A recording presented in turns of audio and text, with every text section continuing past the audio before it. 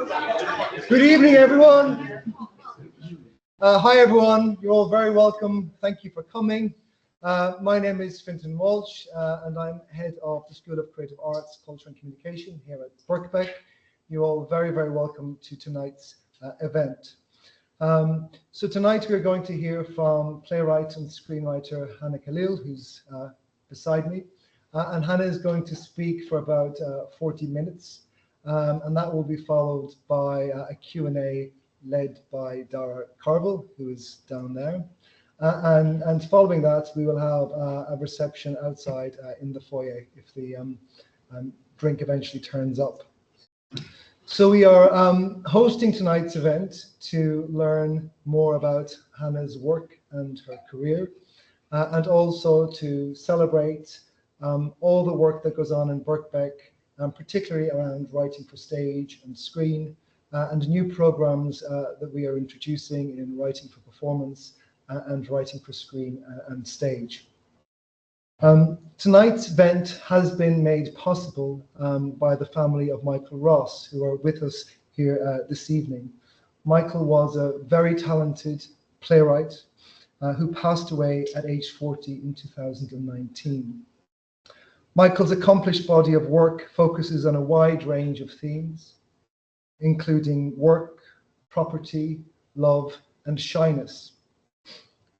One of the last plays he wrote, The Shy Manifesto from 2019, is a monologue that ostensibly celebrates thoughtfulness and reserve in a brash world, while also, in its theatrical rendering, foregrounding the power of the singular voice, which I think is a complexity that many writers will identify with. So I begin with thanks to Michael's family for their support, which enables us to help continue amplifying the voices of writers, the shy and the not so shy. So thank you very much. I hope you enjoy the lecture and the Q&A.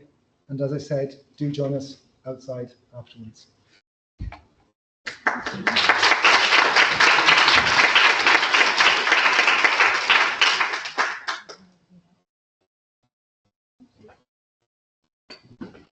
Oh, I'm not normally shy, but I'm feeling a bit shy.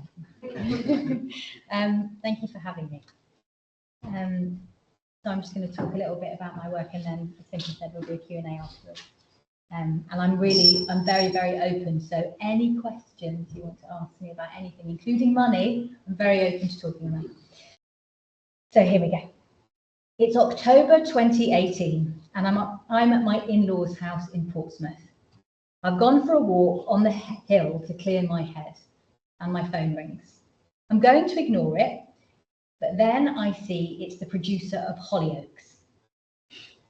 Better answer.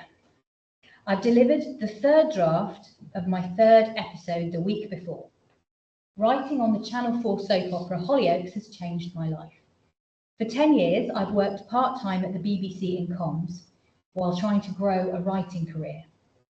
And last month I left, took the plunge, dived into the precarious world of freelance life. It's been terrifying, but Hollyoaks was the thing that gave me the push.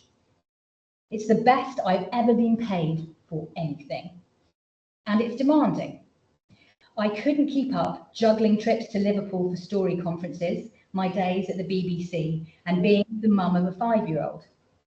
So I did it. I handed in my notice and left my day job at the BBC.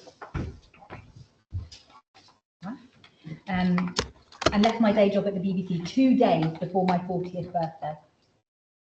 A month on, I've written the third ep and been feeling very happy knowing I've done it. I've fulfilled one of my ambitions, to be a full-time writer. The phone is still ringing, so I answer. The producer has a nice voice, but is calling to deliver some not so nice news. They won't be needing me on the writing team anymore. I've been sacked. Not the right fit, he tells me. I'm shocked, panicked. I try not to let him hear it. I put the phone down and, shit, what am I going to do? How am I going to earn a living? I'm 40 and 1 month old and I have no safety net, no savings, no day job, and now no telly job. What the hell am I going to do? It has a happy ending, don't worry.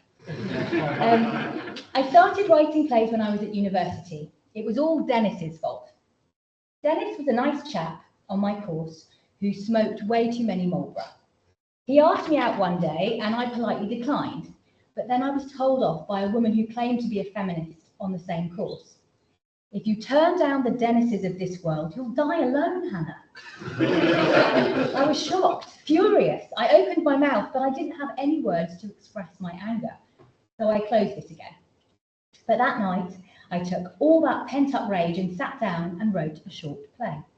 It said all the things I hadn't been able to say about what I thought about growing old alone as a woman. I was pretty pleased with it. And I submitted it to a competition that Soho Theatre used to run called the Westminster Prize. And a disastrous thing happened. It was chosen. It won. My goodness, I thought, this writing thing's easy. You scribble a little play and then your play is performed by excellent actors and you get a £50 book voucher. How lovely. How wrong I was. Cue many rejections and almost 20 years until my first proper professional commission. But that was it. I had found the form for me to question the world and explore human behaviour. I have a keen sense of injustice and like to explore this unfair world through my writing. Of course, the first plays I wrote weren't very good, and there was only one master's in playwriting in this country at that time, which I couldn't afford. But what I could do was send every play I wrote to the publicly subsidised London theatres.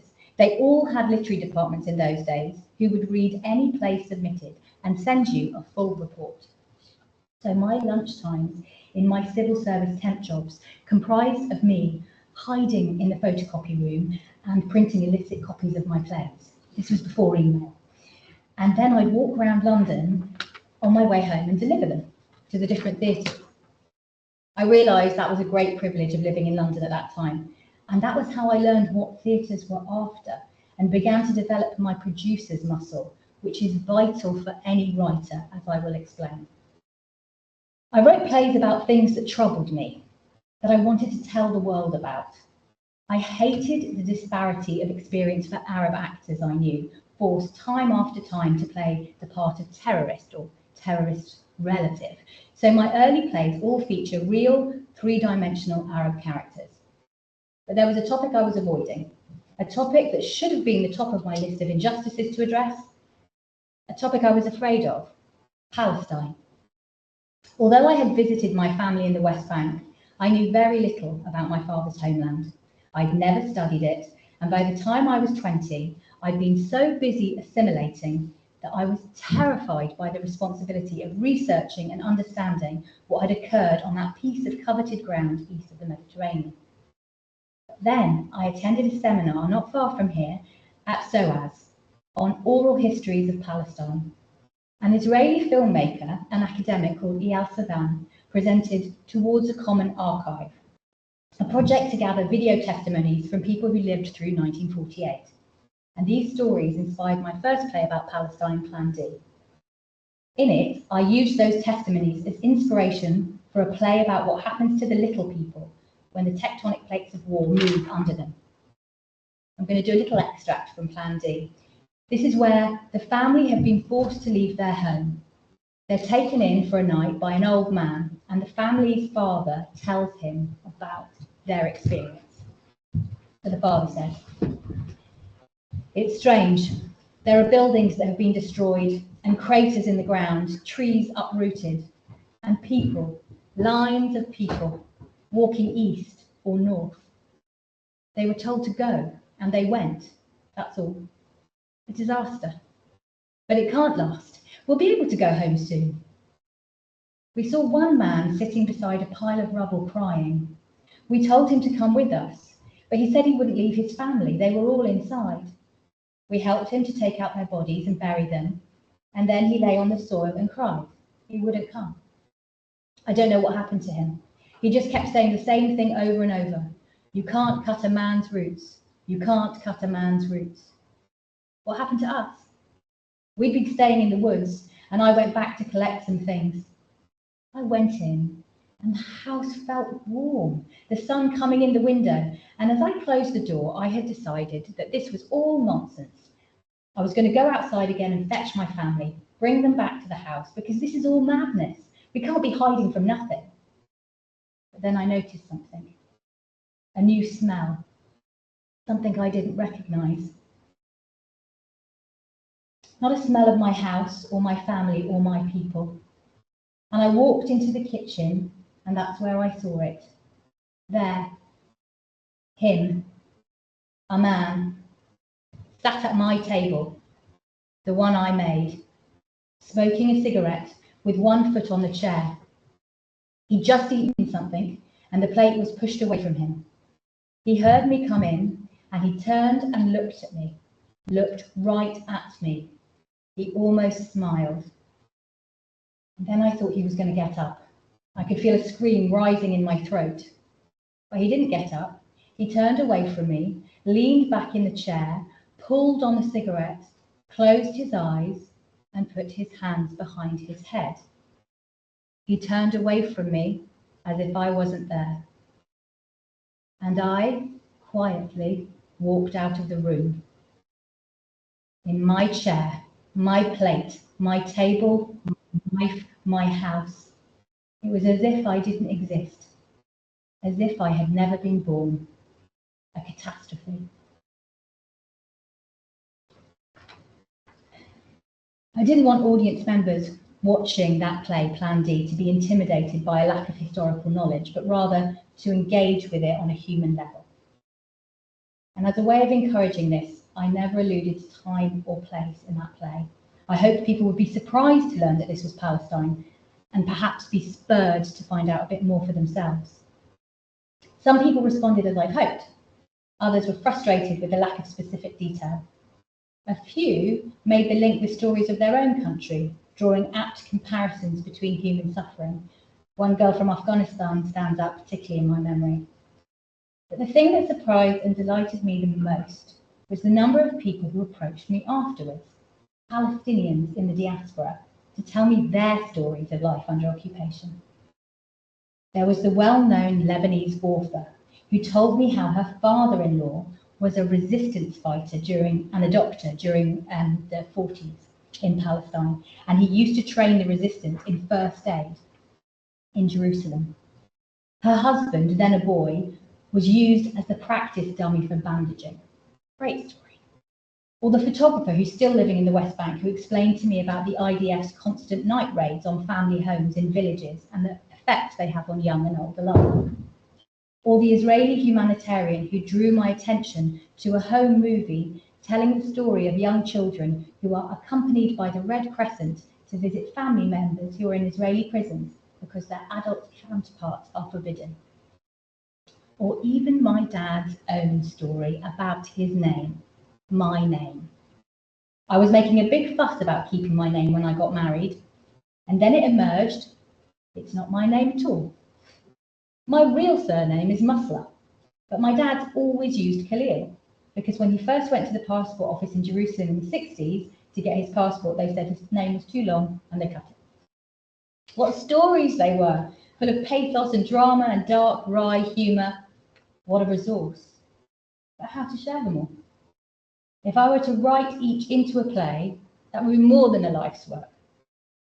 So for Scenes from 68 Years, which ran at the Arcola in 2017, and for which I won the Arab British Centre's Award for Art and Culture, I decided to try a patchwork approach, the structuring of which was the work of 5 years. I wrote each story as a scene, and I set myself the challenge to pull the rug out from under the audience's feet each time by setting up a scenario they thought they knew and then undermining their expectations by the end of the scene. Unlike Plan D, Scenes includes many specific references to Palestine and the dates of each scene. I did, however, make a script note for any would-be director of the piece that in staging, the dates aren't vital. They're more for reference of the company, because the overall feeling should be that whatever the date, 48 or 2008, the situation for Palestinians remains the same. In one scene, a mixed-race Palestinian woman in London Skyped her cousin in Palestine. You can see it's pre-pandemic. We used Skype then. And the crew thought it would be fantastic if we could do this for real every night. It would alert the audience to the fact that this wasn't all artifice, but real stories of real people if we had a real Palestinian on the screen who was really in Palestine. But such an idea was impossible, I thought. The next thing I knew, the director and I were auditioning actresses on Skype, including the incredible Maisa Abdelhadi, who, to our joy and thanks to a grant from the Fan Foundation, made up the 7th member of our cast, the other 6 being in London. So we started rehearsals and off we went.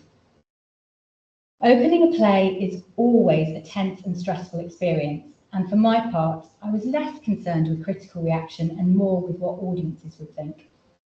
And I was surprised time and again. Our attendees were a truly diverse bunch, reacting almost always very vocally. It sounds like a cliche, but people really did laugh and cry. I got mixed responses from Palestinians. The people who had given me their stories all approved of what I'd done.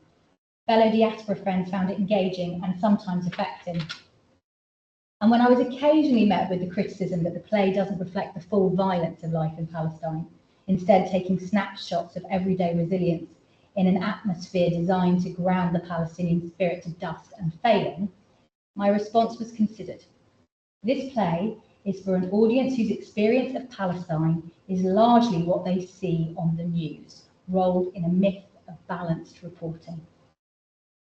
It's trying to present relatable human stories that will engage and provoke further investigation. One night after the show, I was approached by a middle-aged English woman who told me that she was going home to educate herself about Palestine. The most gratifying response. What is also gratifying is that the trickiest and most intimidating of plays to write has become one of my most successful, having been produced in San Francisco and Tunisia, with readings in New York and various places in France, as well as drama school productions in the UK. It's recently been translated into French and published in France, and I'm just back from Bordeaux where it was performed in French at the Globe Theatre. It's also worth saying I couldn't have done any of this without the help of a small and supportive group of people, because none of those plays were commissioned by theatres. I wrote them myself and people helped me to get them on.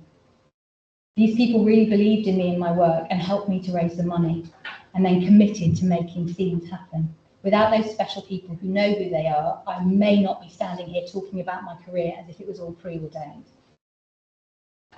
Next, of course, was the Hollyoaks debacle, which was followed by much reassurance from my husband and long-term collaborator, Chris White, and my wonderful agent. I was still a panicked wreck. But then the phone rang again, this time from the head of work at the Royal Shakespeare Company, to tell me that my play, Museum in Baghdad, was going to be produced there the following year. Cue a huge sigh of relief, and then I deleted the grovelling email I was drafting to the BBC to try and get my day job back. Sometimes you think a play is one thing, but later discover it's actually something else entirely. A Museum in Baghdad started life as a play about a woman called Gertrude Bell. It all started when Plan D was on in London, and I went for a stroll around the National Portrait Gallery, great place for inspiration. There was an exhibition of Victorian women explorers in which a picture of Gertrude Bell caught my eye. The description card said something like, aristocrat, explorer, diplomat, spy, travelled widely in the Middle East, spoke every dialect of Arabic, and set up the Museum of Iraq in Baghdad.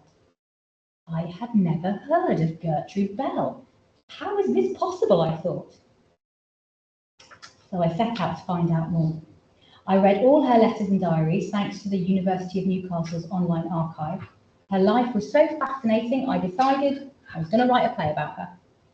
Then, not long after, the brilliant Arab British Centre, and if you don't know it, it's in Gough Square, next to Dr. Johnson's house, amazing place, and they do loads of brilliant events. They were hosting a talk by an Iraqi archaeologist, Dr. Lamia Al-Gilani Were. She was part of a team spearheading the cleanup job at the Iraq Museum in Baghdad after the American invasion and subsequent looting. Her talk presented images of artifacts that had been stolen, some that had been returned, some that had been destroyed. It was fascinating and engrossing.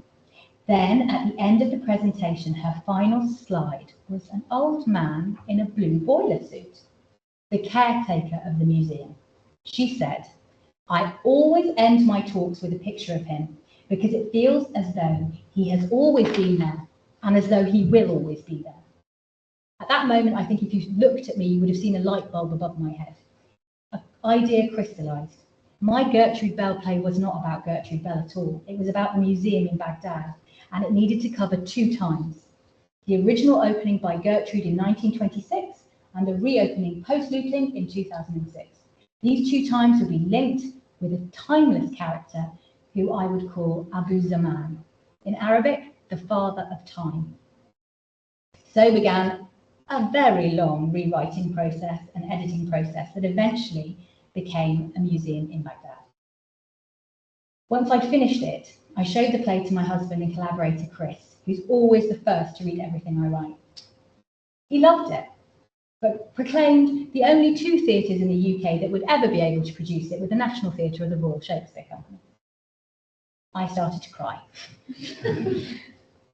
thinking that will never ever happen to me.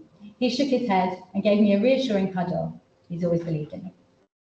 I just want to share 2 small excerpts from Museum in Baghdad. The first one is Gertrude Bell talking about her hopes for the museum. This is Gertrude. "I am important.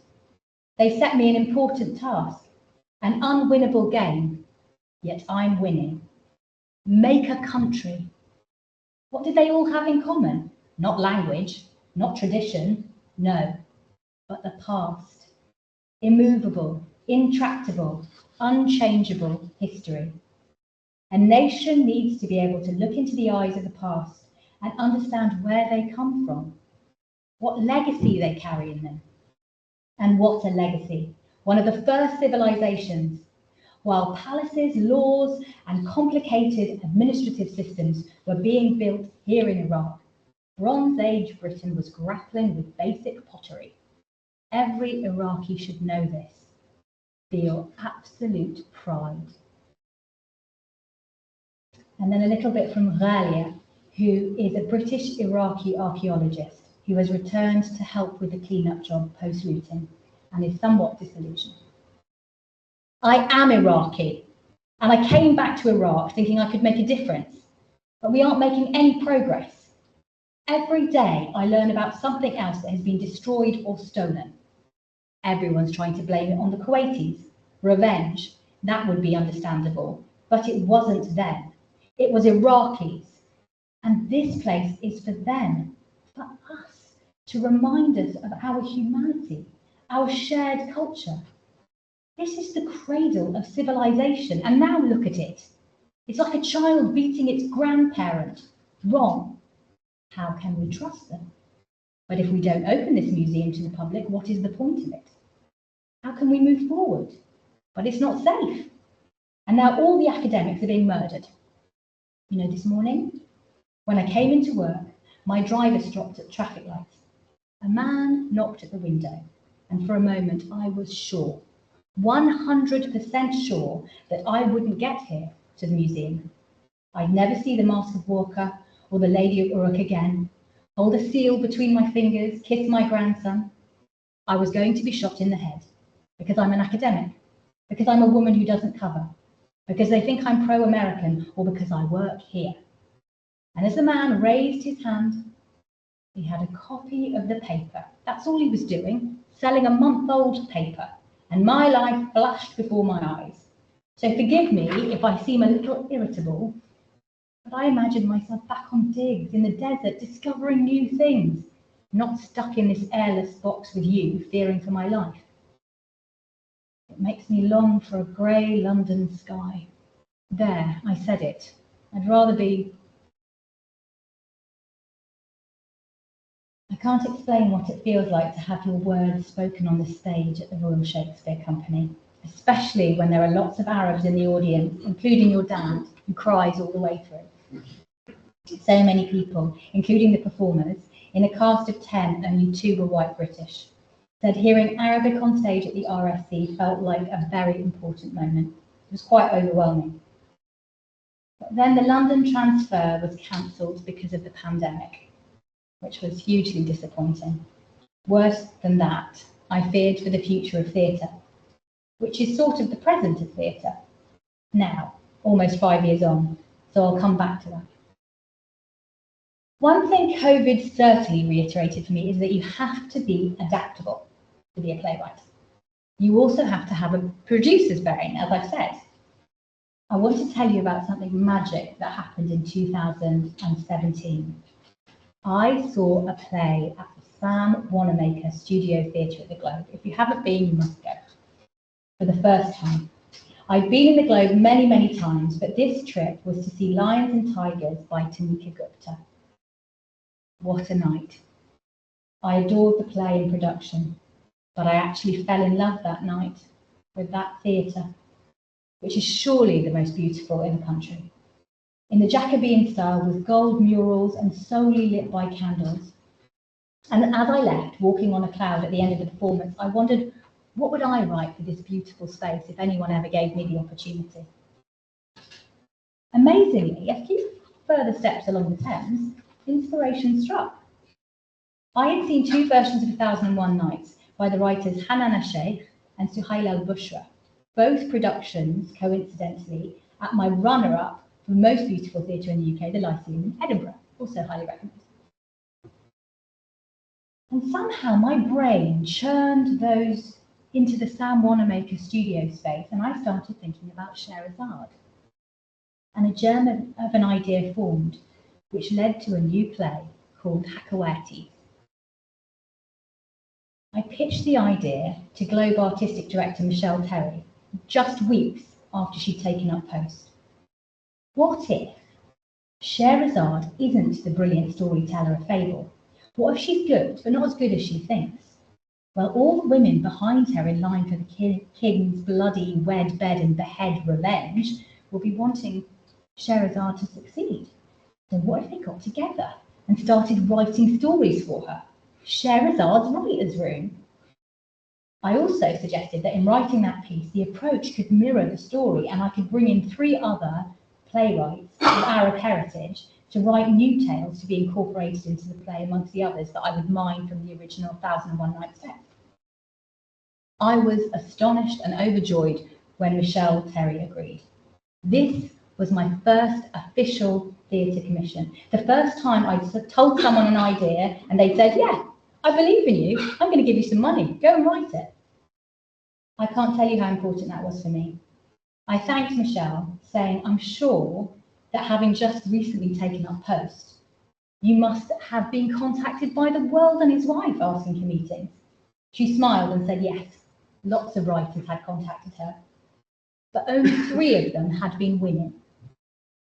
I was shocked and promised myself I would tell that story every time I had the opportunity to encourage other women to put themselves out there, not wait to be invited to the party. So I wrote Hakawati. Hakawati means storyteller in Arabic, and the storyteller holds a very important place in our culture.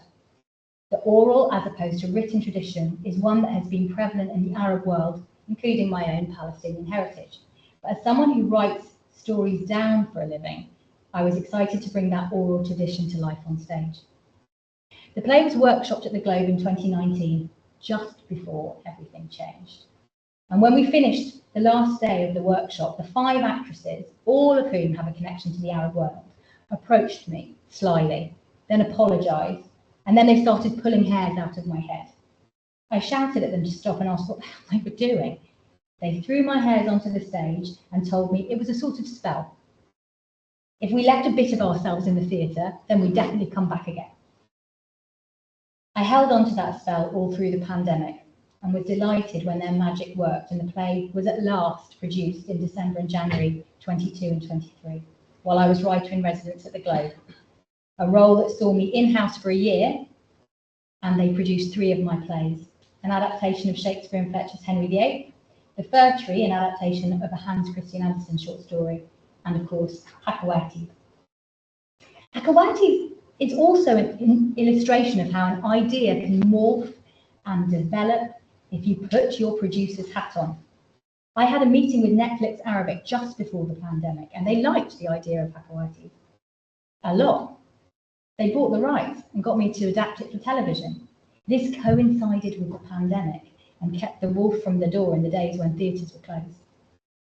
The other writing form that nurtured me and has given a home to ideas that haven't made it to the stage is radio drama. BBC radio drama is the much ignored jewel in the crown of the BBC. Radio 4 used to be the biggest commissioner of new writing in the world. Sadly, with budgets being slashed and slots reduced, there are fewer opportunities for writers in radio drama. That said, I would encourage everyone to listen to the work being made. The producers, directors, and engineers are always top-notch and know their form inside out. And many of our best writers and actors are bringing their talents to bear in this medium. In fact, little plug, my new radio play is called Margaret White and the Al-Quran of Mahomet, and it airs in February on Radio 4, in case you. That play is about the first publication of the Quran in English, which was in 1649, believe it or not. I pitched it to several theatres and TV producers who were all interested, but ultimately the nervousness about cost with period dramas meant no one was prepared to say yes. That's when my producer's brain went, well, radio, you can go anywhere, anytime, any place in radio at a fraction of the cost. And I was delighted when the Radio 4 commissioner liked the idea and gave me the chance to write it. And that leads me to where we are right now. It feels like a precarious moment in theatre particularly. Of course, when all the theatres close, those of us working in the industry experience an acute existential moment. When would they open? Would they open? In what form? There was a lot of talk about building back better and protecting freelancers and resetting. And in fact, at that time, there was a fair amount of support for theatres through government COVID loans, and some theatres passed that support on to their freelancers. But now we're back, and theatres are having to pay back those loans, which has often resulted in a caution in programming. Producers wanting to mitigate risk are falling back onto tried and tested plays and musicals, leaving new writing and playwrights in a tricky place. I'm lucky to be progressed in my career, but if I was starting out now as a writer, I don't know how I'd quite manage, with so much pressure on what small amounts of funding are available and the demise of literary departments and new work festivals. I feel a bit bleak. For my part, most of the work I'm approached about at the moment is adaptations rather than original ideas. Again, this is a way for theatres to try and mitigate risk by using a new writer, but an old title or idea. I'm not complaining, I'm just observing this very definite change. The things that arrive unexpectedly are very exciting, but the projects you've been nurturing for years that you don't let lie, when they come to fruition, that's an incredible feeling too. And the older I get, the more I can look back at the disappointments and see that, as my brilliant agent Jeff says, if it's a good idea, it'll find its place. It's the unpredictability that is fun, but also hard. So I'm still riding that roller coaster, clutching my stick bag, but also enjoying the feeling in my tummy, wondering whether I'll be riding the heights or plummeting the depths next. The main thing is I know my trusted supporters and collaborators who've been with me from the start are riding with me and will hold my hand when I need them, and that means I can close my eyes and scream more often with joy than fear. Thank you very much.